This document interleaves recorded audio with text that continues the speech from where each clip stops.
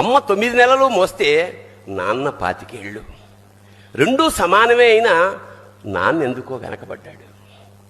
ఇంట్లో జీతం తీసుకోకుండా అమ్మ, తన జీతం అంతా ఇంటికే ఖర్చు పెడుతూ నాన్న, ఏది కావాలి అంటే అది వడ్డీ పెడుతూ అమ్మ, ఏది కావాలంటే అది కొనిపెడుతూ నాన్న.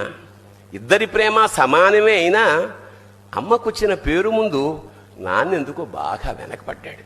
అవసరం వచ్చినప్పుడు తప్ప మిగతా అప్పుడు గుర్తురానందుకు నాన్న ఎప్పుడైనా బాధపడ్డా? వెనకబడ్డాడు. అమ్మకి మాకు బీరువా నిండా రంగురంగుల చీరలు బట్టలు, నాన్న బట్టలకు దండెం కూడా నిండదు. తనని తాను పట్టించుకోవడం రాని నాన్న